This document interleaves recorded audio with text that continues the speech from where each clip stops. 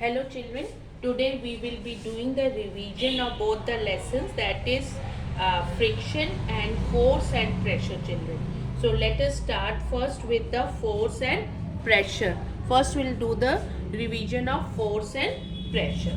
Now pushes and pulls are forces. Pushes and pulls are forces. For a force to come into play, objects must interact with each other. What it should be done, children? That the object should interact with each other. It is very important. Then a force can be described by stating its magnitude and direction. By stating its magnitude and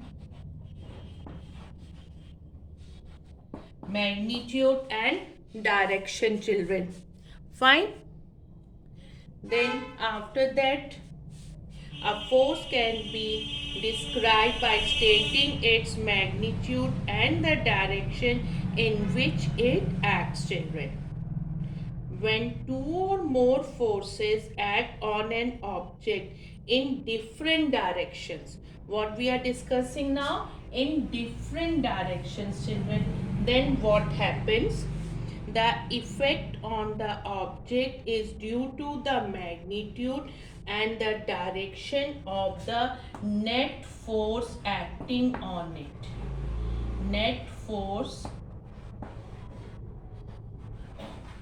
Acting net force acting on it, children. Okay, fine. Then children, what is the next one? Force can make a stationary object move. Force can make a stationary object move or change its position of rest. It can also change its position of rest, children. Change the speed of a moving object. What we are talking, children, that the force can, what all things the force can do? Force can make a stationary object move, children, or change its position of rest. Change the speed of a moving object. Change the speed of a moving object. Change the speed of a moving object. Okay, children. Then next is, children, change the direction of motion of a moving object and change the shape or size of an object. This all things the force can do, children. Then about the types of force. This was the force what we had discussed, children. Force, how can we define it? It is a push or pull. What is it, children? It is a push or pull. Fine, children. Now we will discuss about the types of forces. Now,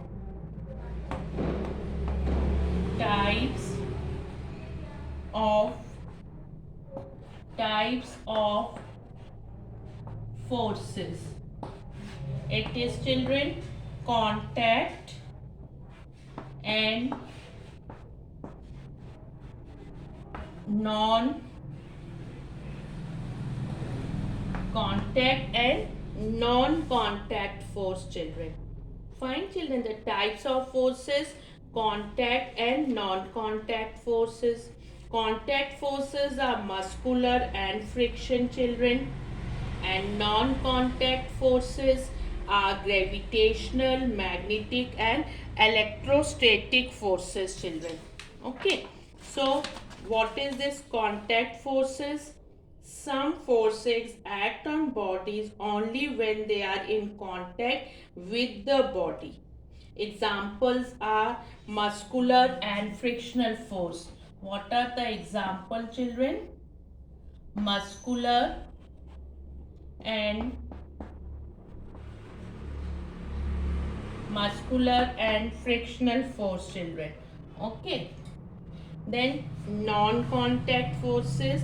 Some other forces can also act on bodies which are not in contact. What are their examples? Gravitational force, magnetic force and electrostatic force, children. Okay. Fine, children. Now, what is this gravitational force? Is the force with which the earth pulls everything towards itself. Okay. Then, children, about the weight. Okay. Now we'll discuss about the weight. Now, about the weight we are going to discuss, children. About the weight. Fine. What is it, children? Weight is a measure of the earth's gravitational pull on the object. The effect that a contact force has depends on the magnitude of the force and the area over which it acts. So, the smaller the area of contact, if the area of contact is smaller, if area of contact, the area of contact is smaller, then children, what happens? The greater is the effect of the force. The greater is the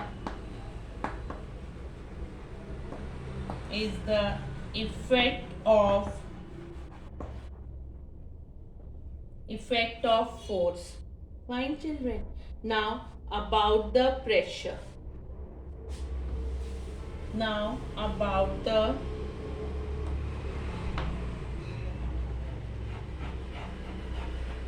we are discussing about the pressure. Pressure is the force exerted per unit area. Pressure is the force exerted per unit area. Okay. Then pressure in a liquid increases with depth, but at the same depth the pressure exerted is equal in all directions. Children, about the depth we are talking, children. The pressure in a liquid increases with depth, but at the same depth, if the depth is same, the pressure exerted is equal in all directions. Okay. Now about the atmospheric pressure. Now we are going to discuss about the atmospheric pressure. Now about the atmospheric pressure.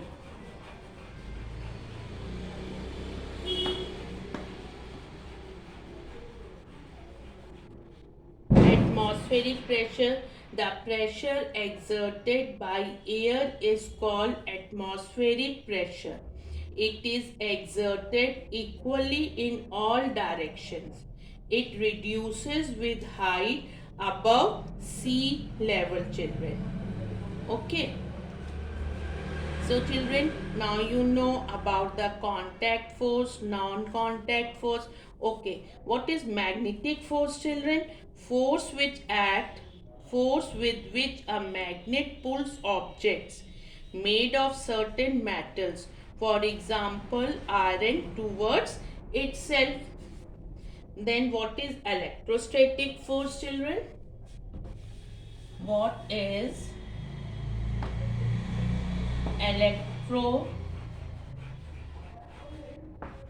electrostatic force?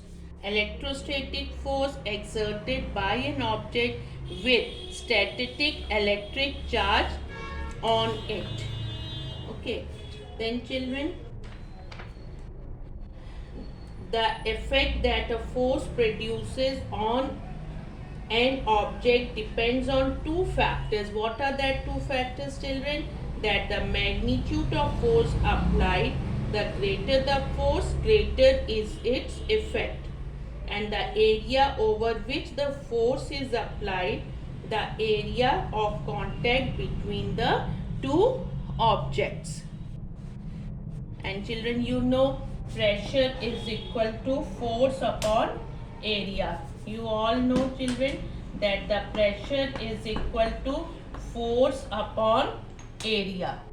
Okay, force upon area. Pressure is equal to force upon area.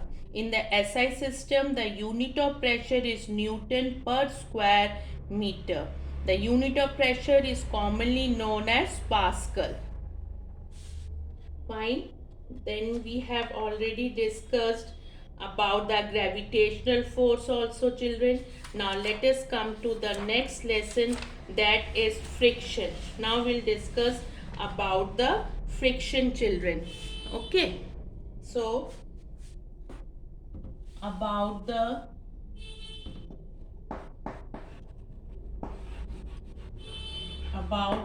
friction. Friction is a force that slows things down or prevents things from moving. Friction is a force that slows things down or prevents things from moving, children. Friction occurs due to interlocking of irregularities in the surfaces. Okay, as we have already discussed about it, that the force of friction always opposes the motion of an object. It tends to stop a moving object. It also tends to prevent a stationary object from moving. So how can we define friction? Friction is a force that slows down. Friction is a force that slows down moving objects or prevents stationary objects from moving, children. Okay. Then, children, friction depends on the nature of the surfaces in contact. Friction depends on the mass of the moving object.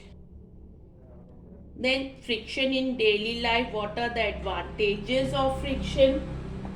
Now, what are the advantages of friction? It would be impossible for us to walk without friction. It is because of friction between our feet or shoes and the ground that we are able to walk by pushing our feet against the ground, children. These are the one of the advantage of friction, children.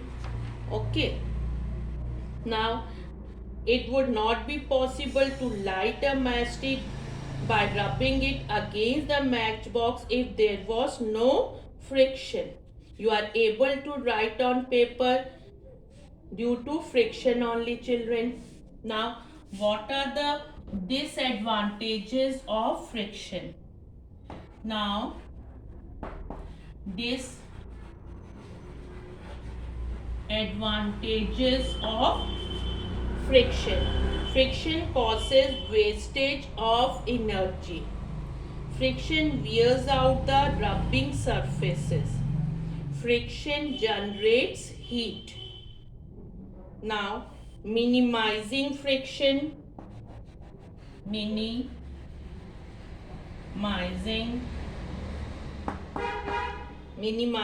friction.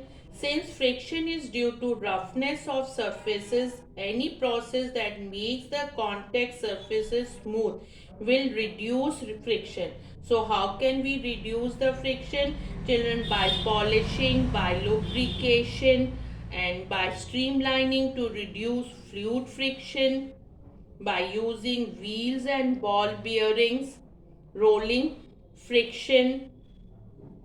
Now, what is this rolling friction, children? Now, what is rolling friction?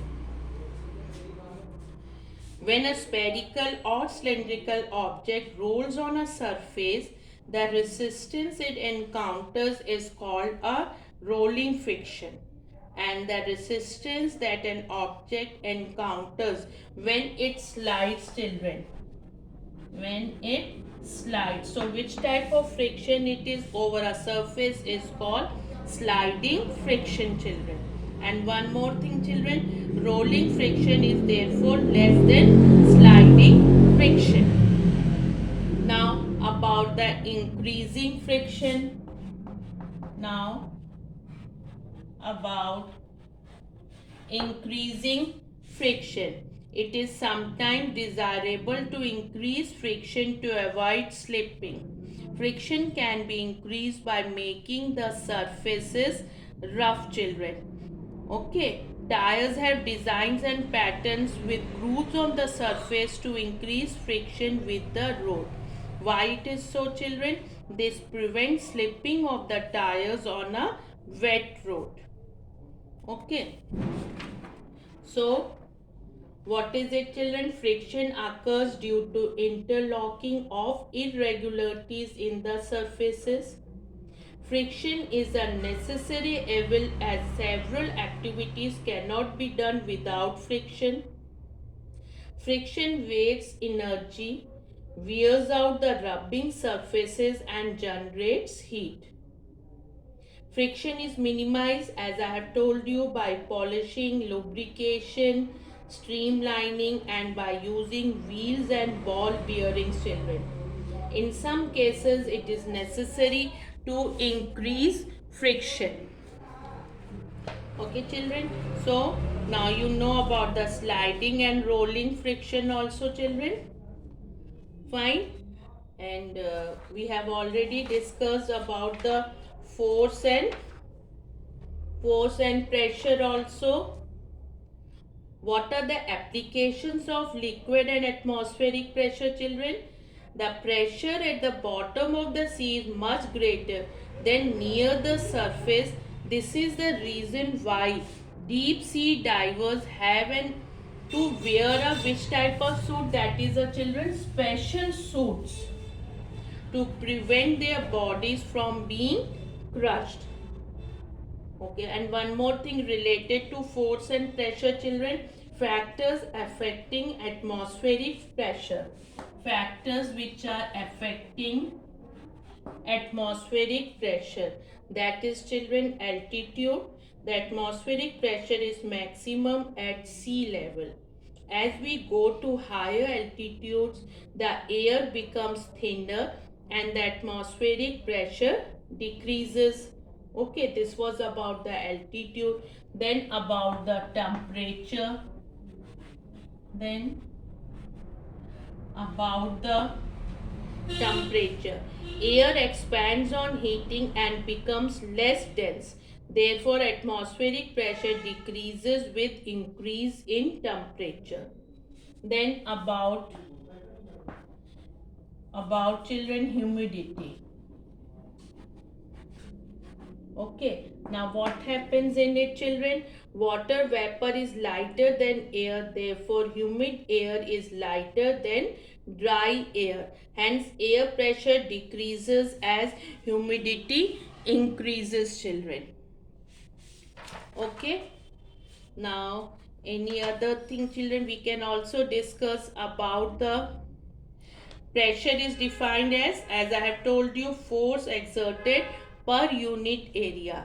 So what is it? Smaller the area over which a force acts, the greater is the pressure and therefore greater is the effect of the force. So children, we are able to finish the revision of both the lessons, that is force and pressure and friction. Thank you so much.